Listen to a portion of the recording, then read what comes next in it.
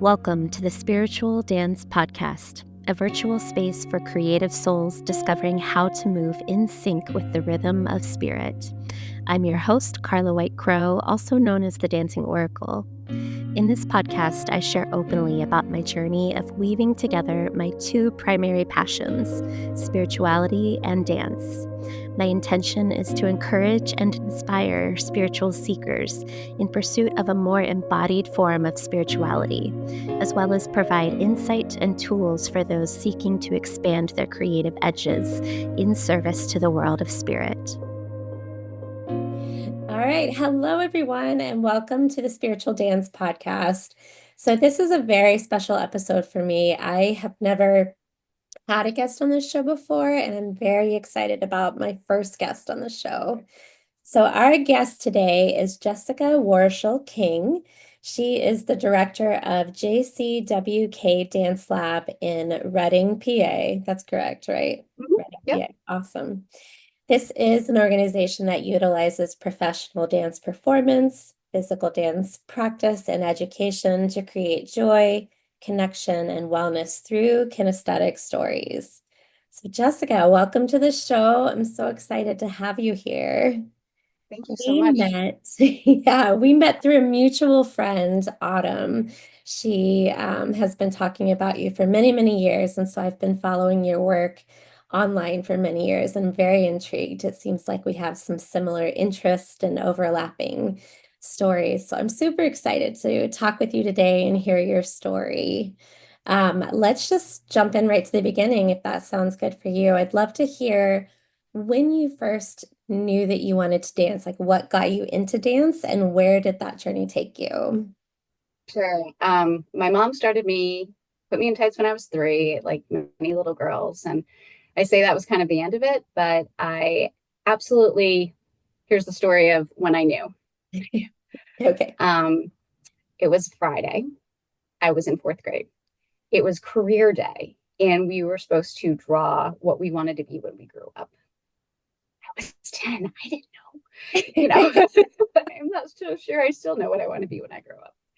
Um, So my best friend Laura, her parents were lawyers. She was going to be a lawyer, so she drew a desk, and I drew a desk, and she drew some books, and I was like, okay, I'll draw books too. Her parents are nice. I like Laura. Um, and then the next day, and then yeah, that was that. We turned in the papers, and career day was over. Okay. I don't remember what exactly happened the next day, but something happened. I was a member of the junior company at the ballet studio that was local, and something happened. Either we had a performance or point shoes or something. And I went back to Mrs. Powers on Monday, and I cried at her desk and I said, Mrs. Powers, I lied. I'm so sorry. I lied on my career day paper. I don't want to be a lawyer. I want to be a dancer. Can I please have my paper back? I need to draw a dancer. And she was like, okay, all right, here you go. Silly 4th grade girl who's crying. Don't cry. Like, this isn't a big deal. I was like, no, I lied. I lied. And, when we talk about dance and spirituality, it was such a deep, deep, profound moment of this is who I am, and this is what I need to be, and this is my calling at 10. And so, yeah, that was the moment that was one of the major catalysts of knowing. Yeah. I had another moment when I was 16 and I was attending the Pennsylvania Governor School for the Arts. And at that point in time, my body had changed a little bit, and I was told, you're not really going to be a ballerina, and you're too smart to be a dancer, which I adamantly disagree with. But you could be a choreographer, or maybe you should try med school. Hmm. Okay. Talk about lots of information coming at you from all different angles. But I Yeah. was attending the Pennsylvania Governor School in the summer, and I sat down with my advisor who said, you can absolutely be a dancer. You can be an artist. You can make this part of your life for the rest of your life. And it was the first time that somebody had said that to me at that point in that context, and believed in me that I could do it. Yeah. So those were two moments that were incredibly powerful, and impactful and grounding, that I was given permission, in a sense, that I could follow an artistic path. Yeah. I love that you like so there was something in you after you wrote or drew the books that was just like, no, that's not who I am. Like there's a strong voice in there and you paid attention and you followed that. That's really beautiful. Thank you. Yes, that voice is very, very strong. Sometimes Yeah. you know, to my detriment sometimes because I'm very stubborn and that like I am an artist and art can change the world and Yeah. we need creation. It's Yeah. hard. It's hard to toe that line sometimes. Yeah, for sure. So where, tell me about like your training. Like where did that journey take you? I grew up, like I said, as a in a small pre-professional ballet company. Okay. Trained at the Pennsylvania Governor School for the Arts when I was in high school. That was a summer program. I went to Muhlenberg College for dance and anthropology. It was a double major of mine, and we primarily did ballet and modern, and some Okay. composition, some jazz. There were opportunities for tap and hip hop at Muhlenberg as well. And then I spent a couple of years working professionally and decided that I wanted to be intellectually stimulated, creatively stimulated, and physically stimulated. And the way that I'd seen that and the ways that had been modeled for me were as a professor at an institution. And so I went to Temple and got my MFA in performance and choreography from Temple. And when I was at Temple, I met Kun Young Lin and Nora Gibson, who were two mentors in the Philadelphia area who took me under their wing. And I spent about a decade with Kun Young working with them as a dancer and administratively, and then with the Nora Gibson's contemporary ballet company. So I was able to continue on with the pointees for a couple of years, um, my little ballet journey. But it was really Kun Young's work that connected me with dance as a spiritual practice. When I was it was something that I was deeply interested in. I was studying yoga and Hinduism as part of my graduate work as well because I love symbolism. That was one of the things that brought me into anthropology was looking at the way that people tell stories and the way that people create meaning through symbols. And the body was the way that I was storytelling and creating meaning and using symbols. And so the dance and the anthropology and those components made a lot of sense to me. And Yeah. then thinking about the way that we interact with spirituality and the different symbols that we create or that we look at and develop as communities to bring meaning into our worlds. And sometimes they're different for everyone, right? Like, so Yeah. a cardinal maybe is deeply spiritual to me, but it might not be to somebody else. And so I really appreciate in your book where you talk about looking to nature and looking to the interconnectedness of the worlds that are around us as a part of spirituality. So that's a far jump ahead. When I was in my master's program, I was studying yoga as a through, excuse me, yoga as a religion, and studied further Hinduism with the religion professor who was primarily working in yoga and Hinduism. And as part of my readings, I read that in Hinduism, one of the branches looks at the body as a microcosm of the universe. And that blew my mind to think about how sacred we value the universe. And when we look up to the night sky and we're in awe of the night sky and all of the wonders of the universe and the mystery and the mastery, and our bodies are that sacred. If our bodies are microcosms, then by default, our bodies are also as sacred, and we deserve to respect and awe our bodies as much as we do the universe. And growing up Catholic, so we talk about, let's dive into that a little bit. I grew up Catholic, which the body was very separate from spirituality and almost um, evil Mhm. or the site of evil and bad things. And that was so I deeply wrestled with that because it was my body was the way I was creating symbols. My body was the way I was telling stories. My body was the way that I was understanding and interacting with the world, how could it be evil? How could I be evil?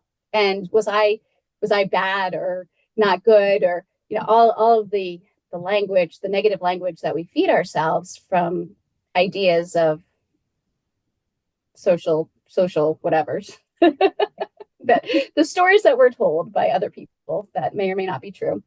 It was the first time that I was able to reconcile, when I read this passage, the body is a microcosm of the universe. It was the first time that I was able to reconcile that maybe there is a way to think of my body as sacred that is different than the way that I was brought up in the Western Catholic tradition. So it was a really profound moment for me to feel validated and feel empowered and feel like I had permission to be an artist in the way that I wanted to be an artist, and to use my body to glorify and to be glorified and to expand the stories of the universe and create an opportunity for other people to understand how their bodies are sacred as well. So that moment in grad school has sort of been pivotal for me and really shot me on this trajectory of social justice and the work that I'm doing, because all of our bodies are sacred. If the body is sacred, or if the body is a microcosm of the universe, therefore our body is as sacred as the universe. Therefore, we need to respect and treat and honor our bodies. And dance allows us to do that. Yes. I think dance allows us to know all of our bodies because it is so multidimensional. We have to empathize with ourselves and empathize with a character. We have to understand our intellectual body and the anatomy. We have to understand our physical body and the way that we exist in space. We have to know our social body and the way that we existed with other people. We have to know our spiritual body and our emotional body and the way that we use our imagination to connect with the greater cosmos, of which we are a microcosm. So that's a lot. No, that's good. And that's just jumping a little bit out of grad school. No, yeah, it would help, I think, so what would you say spirituality means to you? Like, does that make sense? Yeah. To me, spirituality is an understanding that we are interconnected entities, and the impact that we create has a ripple effect. So the energy that I put out in the world is going to impact the people around me. And through that connection, that interpersonal connection, that interspecies connection, that inter-realm connection, we have the opportunity to create balance and create hope and create peace and create love. And so for me, spirituality is really understanding the ways that I am interconnected with my environments and with the world that I might not know exists, because I only know what I know in the places where I am and what I am. But understanding that I am part of something greater and that my actions have an impact on things that are greater than me. Beautiful. Do you have a specific path that you follow or specific practices that you do to engage with that? I haven't followed anything organized in a long time.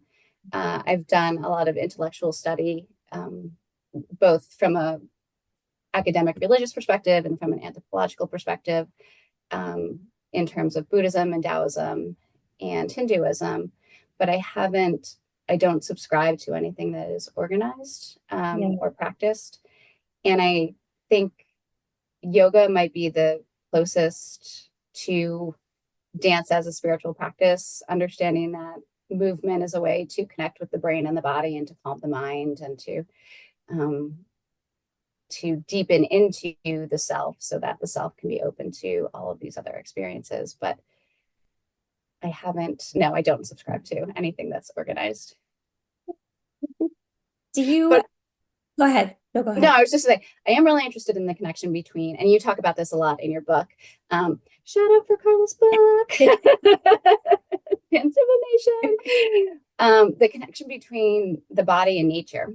And a couple of years ago, I came upon this scholarly academic term called biofeminism that relates to looking at nature as being equal to people, as the way that feminism sort of looks at the whole of a community instead of a hierarchy of a community. And I'm like, I don't know, your listeners aren't going to be able to see this, but I'm like circling my hands along a flat plane as opposed to raising them from high to a low level. So my understanding, at least of feminism, is that we are sort of on this circular, even plane, but we each have different gifts that we offer, as opposed to a hierarchical system. And looking at biofeminism is understanding the natural world as part of that equal playing field, which we are all part of and interconnected through. So my creative work has been inspired by that idea of integrating with the natural world and with the science of the natural world, and understanding how we are not separate from the Yeah. natural world. Yeah, I think that's what really intrigued me and drew me to look more into your work was I remember Autumn telling me about like you did We Are Stardust and like Mhm. the work you've done just with like soil and things like that and nature. That was such a when I left the church, that was my church. Nature was my church, and I looked Mm. for the divine in nature, and that has been my primary like spiritual journey over the last 5 years. And weaving movement into nature has just been fascinating. So it was cool to find somebody else who was also, on that same in that same kind of a realm too. Yeah. Makes so much sense to me. And even now, as we're talking about, or climate change is becoming more prevalent in our world, the way that the butterfly effect, when one thing happens in one part of the world, it has an impact on the other. I don't think that our human energies are that much different. So yeah, it's exciting. Yeah, very much. So did you, when you grew up Catholic, did I hear that right? Yes. Were you like in church every week? Was that a regular part of your growing up? Yes. In church every week. I was an altar girl. So I was one of the first, like, this is another moment of pride, is that I was one of the first altar girls accepted into our church situation. And it was shortly after that altar girls, it was okay for girls to be a part of, be on Wow. the altar. Yeah, that was another fourth grade moment. Fourth grade was a big year. Wow. um, yes. And then I was confirmed when I was in eighth grade. And the one of the ironic things, there are no accidents. I currently teach at a Franciscan institution, which is also a Franciscan being a derivative of the Catholic monks. And it was founded by the Bernardine sisters, who were from under the nuns underneath the umbrella of the Franciscan monks. And so the St. Francis of Assisi is the patron saint of the institution. And so we often talk about, the campus community often talk about his relationship to nature and his relationship to understanding and seeing God in nature, and understanding the interconnectedness of who we are as people with nature, but also the different ways that we exist in the world, our intellectual selves, our emotional selves, um, our spiritual selves. And not knowing that a million years later I would be working at a Franciscan institution, I chose my confirmation name, Claire, after a family member who had passed and was very dear to me, and also somebody that I aspired to be like, because she was so kind and she was very inclusive in the way that she wanted to make people feel. Something I deeply remember about her was that she always made people feel welcome and warm. And I wanted to be like that. So I took her name for confirmation. And Claire is the female counterpart to Frances. And so there are often notes around campus that will say, be like Claire, or what would Claire do in addition to what would Frances do? And Claire also Oh. subscribed to ideas of harmony and peacemaking and collegiality. And so, right, there are no accidents, but it is a little fun and ironic at times for me to think about that. Wow. But you didn't dance in the Catholic Church. There wasn't dancing in your particular Catholic community. There was not. There were moments where I was asked to be a part of a special ceremony. I remember dancing once on the altar for, I think it was May Day to celebrate Mary, but it was not a part of the regular practice. And Okay. there was not an organized group of people who were dancing in the church or who were looking for that to be a part of their religious practice. Okay. Were you ever a part, I mean, other than the Buddhist community, were you ever a part of a like a liturgical dance situation or like a spiritual dance situation in a formal, like organized way? No, and this is the thing that I've been thinking a lot about, and that I have thought a lot about. I was a part of several Christian bands. Okay. So I sang and I used my physicality as a form of worship, but dance as a worship practice in my communities was never something that was accepted Yeah. or appreciated or encouraged, I Mm. think, quite frankly.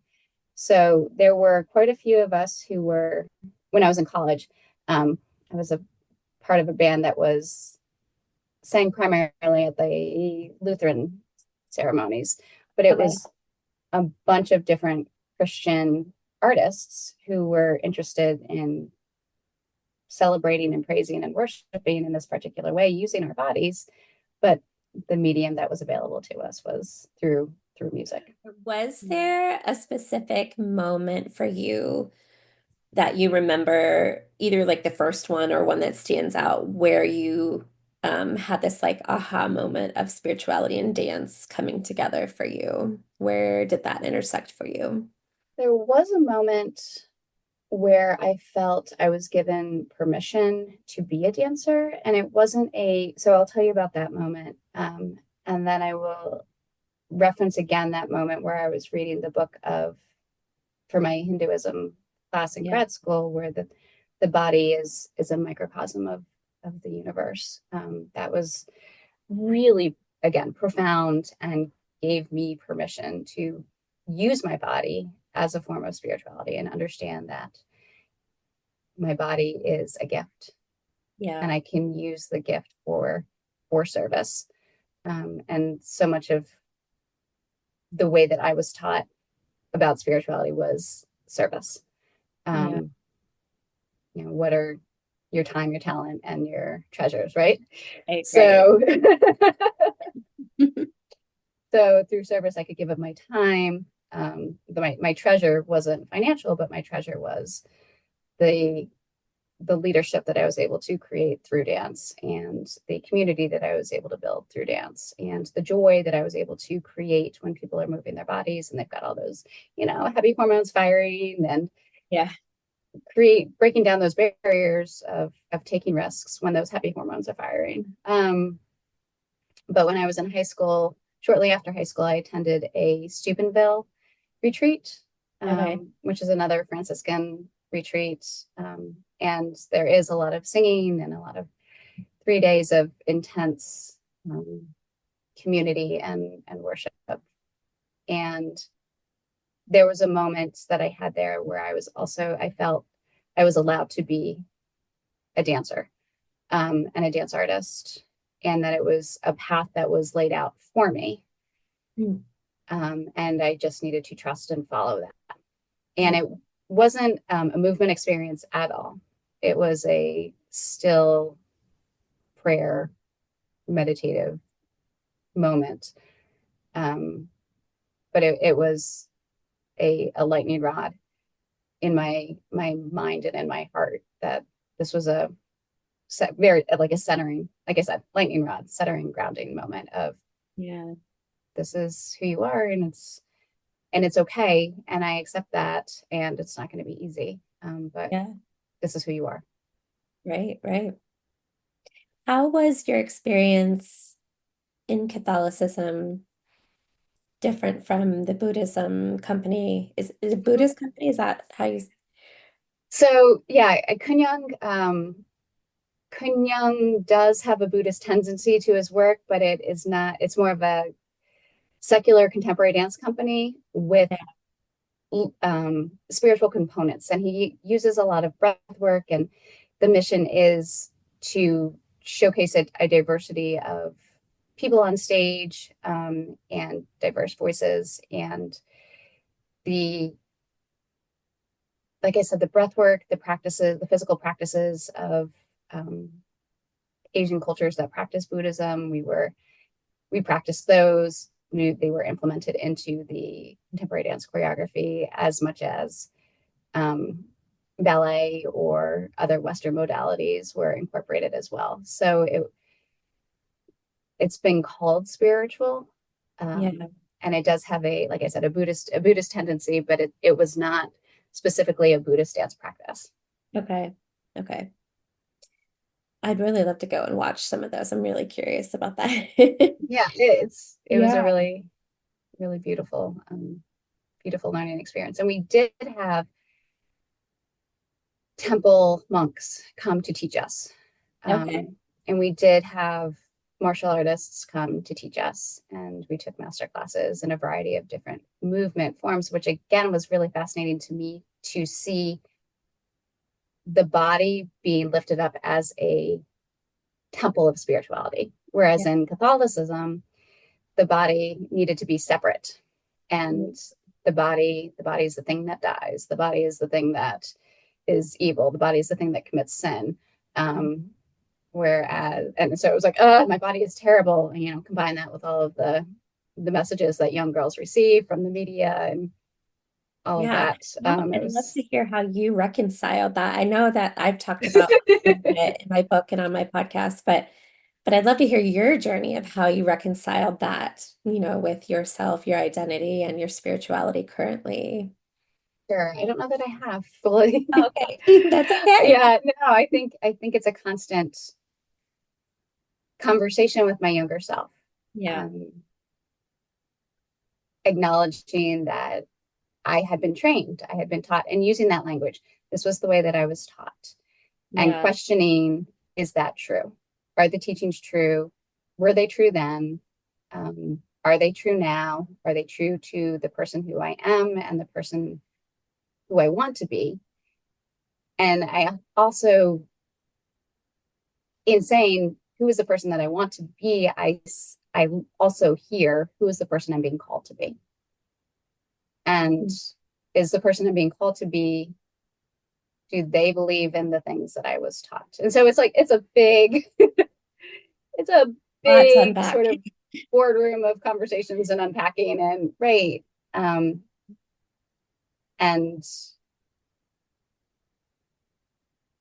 also acknowledging that the ways that we were taught when we were younger don't necessarily apply now.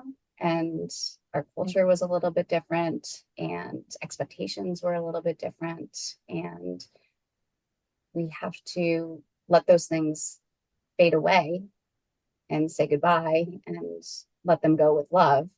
Thank you Yeah. for your time, but you're not valid anymore. Yeah. And thank you for the ways that you informed who I am now, but I don't need you anymore. And Yeah. having those conversations with my 16-year-old self, who is still very present in myself now, it's challenging at times. And also to say that that existed at a time, it served a purpose, and that purpose is no longer valid. Yeah. And it's time for me to, again, say goodbye with love and thank you. And I need to let you go so that I can become the next iteration of myself. And to bring back nature. I was in a yoga class once where the teacher said, look at the trees. Every year the trees shed their leaves and they let go of what they don't need anymore. And that was a moment where I was like, oh, go of what you don't need, Jessica. It's okay. It's okay. It's okay to shed. It's okay to crack and break and let things get ugly or disfigured, because the trees are beautiful even when they're empty, and they're um, yeah, very, very vulnerable in the wintertime. Yeah. Yeah. That's beautiful. Yeah. Do you have, so for you, dance, are you mostly in a choreographer role right now? Or are you still actively performing a lot? I am not Yeah. ready to get off the stage yet. Yeah. Love that. Love that. That's great. Do you, so where, when you think about dance in your life, would you say, like for me, I've had a lot of spiritual experiences on stage while performing, but I feel like my most profound moments are either dancing in nature or sometimes in the actual choreography process when I'm by myself. Like that's when I feel and I'm playing and moving with spirit, just me and spirit together. That's what feeds me. Is there a particular way of, dance in your life, how dance works in your life, where you feel more connected to spirit than others? I have to agree with you that those moments of improvisation where you set an intention and then listen to the body and the pathways that are created from that intention, and stop trying to, I'm tapping my brain right now, or tapping my head right now, but stop working from the physical brain space of patterns firing and listening to the pathways that the body wants to create is Yeah. really powerful. I also find, strangely enough, the practices of my childhood, sometimes it's very grounding just to go back and do a ballet bar and Yes. Yes. re-enter into that rotation of first position and those demi-plies, and recognize the articulation. There's something about the simplicity and Mhm. the discipline that I find very grounding sometimes. Mhm. Sometimes it drives me nuts. But sometimes that recognition of, I don't have to think about this. I can just go through the motions of plieing and connecting my upper body, my lower body, and extending my foot through the tendu, or letting the rond de jambe occur, and using that sort of like the postures are preparation for the actual practice of yoga, that the ballet bar is a warming up of the body, as a grounding practice, so that Yeah. everything is the body and the brain space are sort of calmed down and warmed up to receive the information that will be transmitted. Yeah. Yeah. Um, I think it's like a ritual. Like when Yes. I think about bar specifically, I think it feels like a ritual to me, and there's something so centering and grounding in that, just like you said. Yeah. Ritual can be a powerful spiritual tool. So that's really cool. I would love Absolutely. to know where do you see yourself going professionally? Where do you see your journey taking you in the next 5 years? Oh, that's a great question, because I feel like I've just sort of completed a cycle of goal setting and understanding, and now I'm like, okay, so what happens next, what happens Yeah. now? And so the challenge, I think, is being vulnerable and being open to where I will be placed next. um, Over the past five, yeah, you said 5 years earlier, and I was like, yeah, a lot of things have been, there's a cycle there. Yeah. But in 2019, I had a home season in Berks County, and it was the first time I had been able to produce my own work in Berks County, when I was in the Reading area. Mm. When I was growing up in Reading, I was told that if I wanted to be a professional artist, I would need to leave. And a professional dance artist, there's an awesome music scene here, Yeah. but dance, not so much. Mhm. And so I was like, all right, peace out, friends. See you later. And then as I grew up and grew older and more established in my professional career, I was being commissioned to do creative placemaking work and community building through dance, in the counties around Berks County, which is where Reading is situated. And I kept saying to myself, what if could I go home? Like, could I create a space for that 16-year-old dancer who was told you have to leave? Can I do that? And so 2019 was the first time that I was invited to present an evening length work in Reading. And then the pandemic happened. So it was a place where we again grounded and found ourselves. And I really looked at what was around in the community and who was dancing and how were they dancing. And so there is a lot of social dance in Berks County. There's line dancing, there's salsa dancing, there's bachata, there's contra dancing. There are a lot of dance related experiences, but there isn't a professional dance community in Berks County. And so I wanted to really figure out if it was possible for a 16-year-old person who was growing up to figure out a way to have a career in the movement arts, and not have to leave. And so I'm still investigating that. One of the ways that I'm investigating that is looking at arts and health and the arts and health movement that's becoming more popular right now. I am trained in the Dance for Parkinson's method, and we JCWK Dance Lab have developed classes for people with other movement challenges and other age groups based on the Dance for Parkinson's model, which was developed by Mark Morris, and also the brain compatible dance education, which was developed by Anne Green Gilbert out of Seattle. So those are, looking at the science a little bit is one way that I've been able to argue for dance in an area that is a little bit resistant to accept the body as a vehicle for positive social change, a vehicle for spirituality, a vehicle that is sacred. Yeah. Can you talk a little bit more? I know I read that in some of your notes. Talk a little bit more about dance for wellness, what that looks like, and the work you're doing with that. Thank you so much. So it began as a dance for Parkinson's class at a local hospital, and we were at the rehab center, and music was happening, laughter was happening, and we were getting people coming by and saying, "I don't identify as having Parkinson's, but this seems fun." Absolutely. Well, then we'll change the name. We're going to be inclusive. Like, what? It's not a big deal to change a name. I'm more interested in getting people dancing because, again, the happy hormones are firing in the brain, and I teach a class in creativity, and I try to bring in neuroscience to my students because a lot of them are healthcare science people, and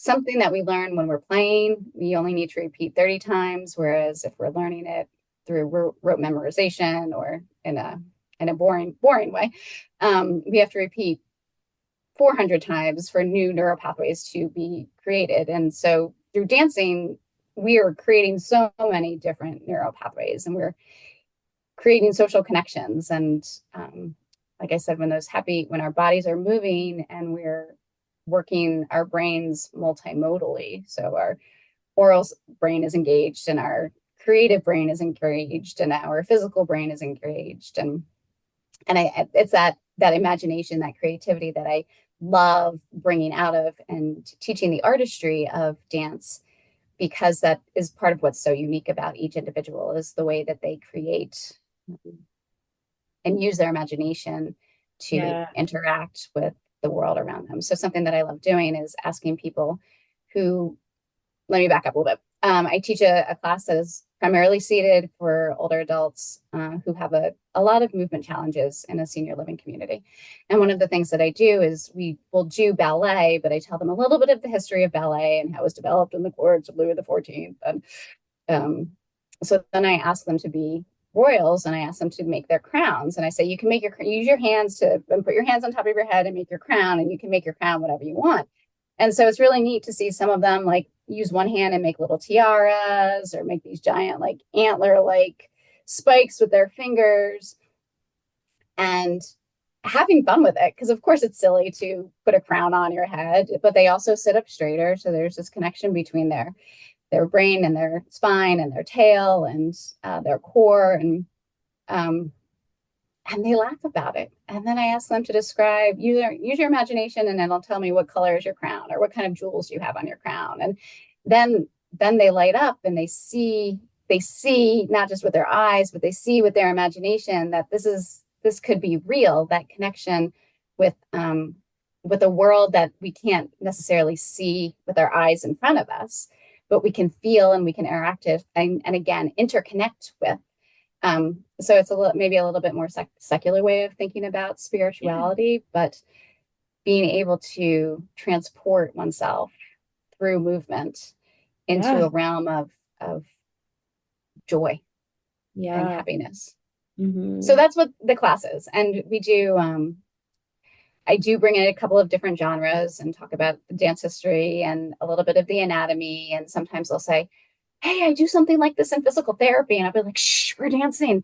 Because it's that brain switch for them to not think about, again, the rote movement. And I'm doing this because it's good for me. Of course it's good for you, but it's good for you because it's good for your imagination. It's good for your connection. It's good for all of the different ways that we engage as complete whole beings.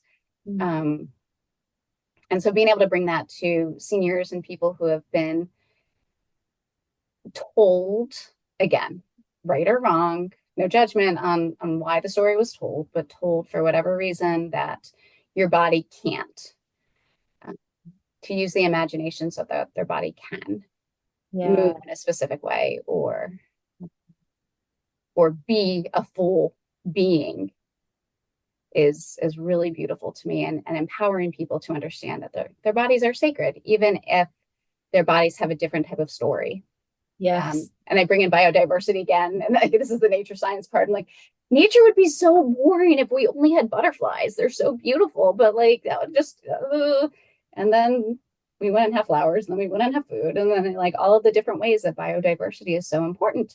And so that is also true in our human experience.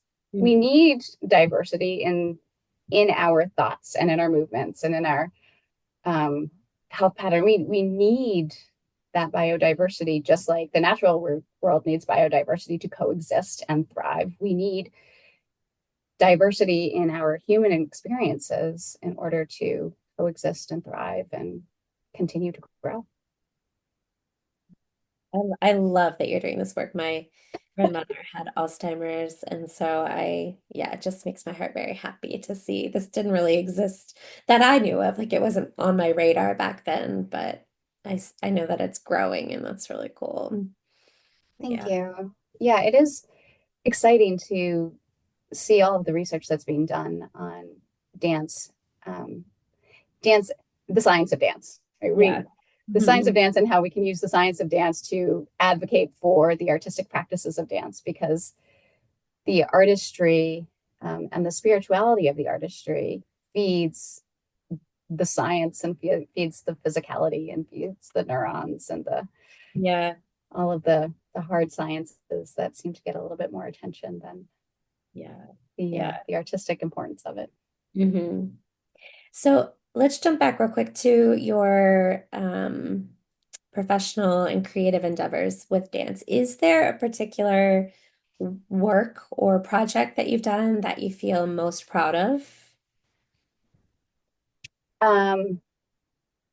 Since we've been coming out of the pandemic, we JCWK Dance Lab have created 3 evening length works, which I'm equally proud of each of them, because the process of getting to them has been different, and it's been a building process. So the first 2003, right after the pandemic process, was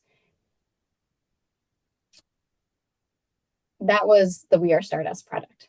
The piece itself was called Dark Adaptation. And a little bit of a backstory: when we were all in pandemic world, I spent a lot of time looking at the moon and looking at the stars, as a lot of people did, and appreciating that, and saw a Netflix documentary where an astronomer said, "We are all stardust." And I was like, whoa. It was another body is the microcosm of the universe moment for me. Like, what if we, right? Because we were in pandemic and there was a lot of animosity, and there still is, but what if we treated each other with the awe and wonder that we are all looking up at the stars? And so that became a multi-year process of, again, looking at the body as sacred and understanding that movement is sacred and that the way that we are connected is sacred. And so there was a composer who was also doing the same sort of similar work in looking at the stars and translating that majesty to his medium. And because the universe speaks to us in the way that the universe speaks to us, I found him on LinkedIn. And I didn't know he was doing work. His work just popped up on my feed, and I was like, oh, this is exciting.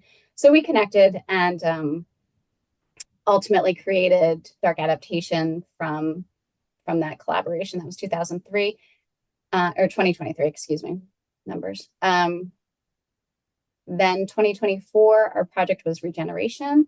We were looking at, so we moved from the stars to the sky, just as like meteorites do.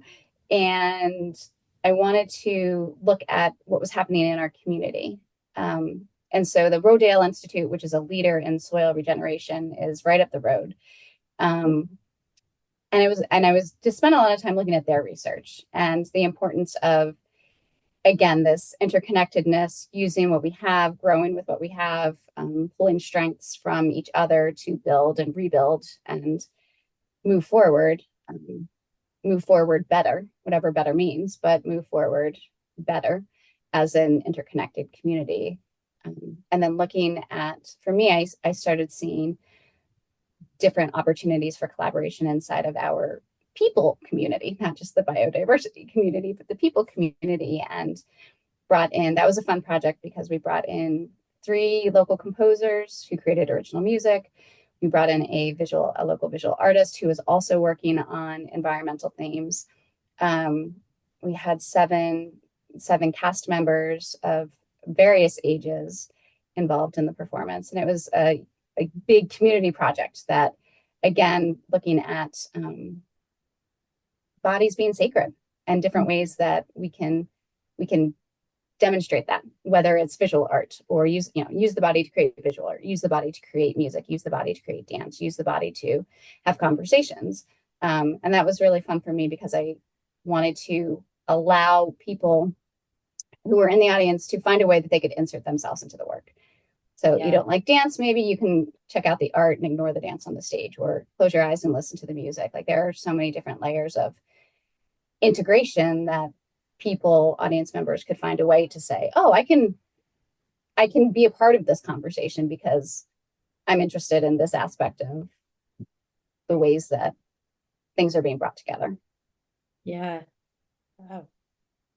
And then we just closed a series called, the piece that we created, the JCWK Dance Lab created, was called The Grief Project.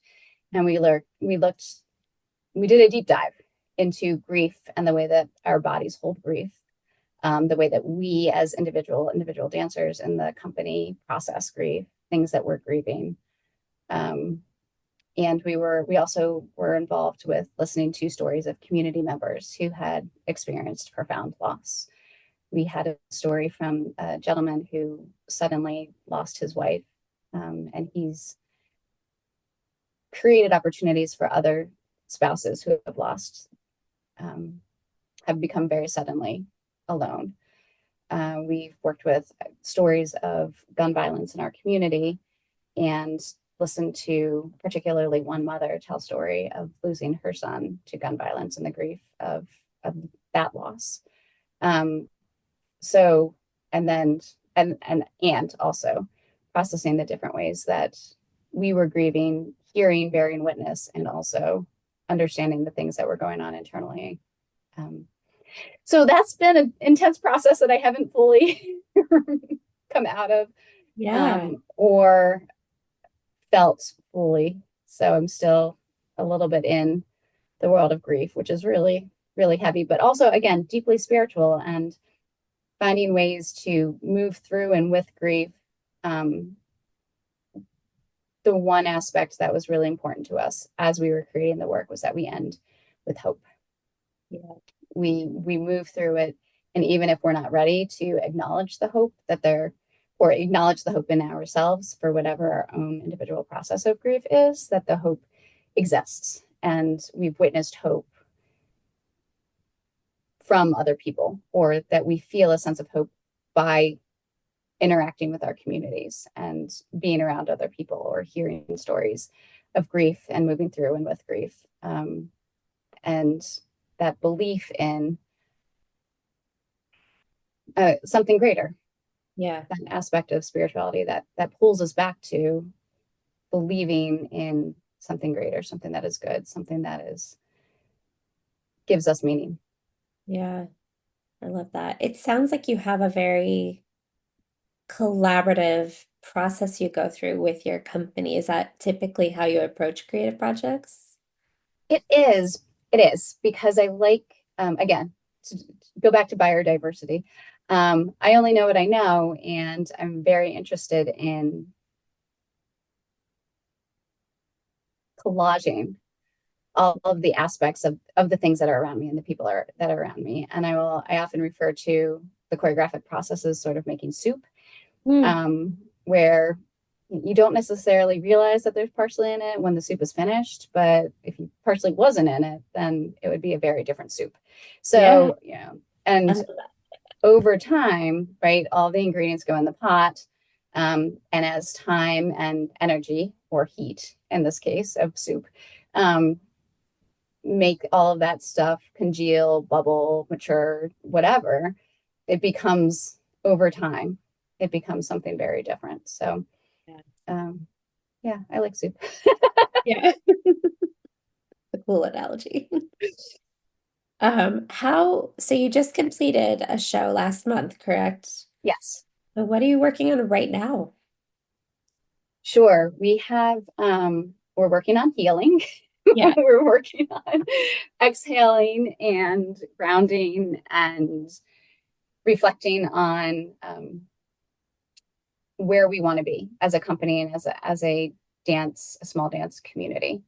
So and I'm very grateful for this opportunity to have multiple projects that I'm being asked to do, Hmm. and multiple opportunities to teach and use dance as a vehicle to bring communities and people together, to Yeah. create that joy and to create that energy and that sense of belonging, which I think is so important right now in our society and in the world in which we live. And again, I think, just to pull it back to spirituality, that spirituality is feeling belonging, right? Knowing that you are part of something, and that you are being held as part of something. Yeah. And so again, I think that's why I really appreciate collaboration and being a conduit for multiple voices to come together to be honored in the different ways that their bodies are sacred. Um, so what are we working on right now?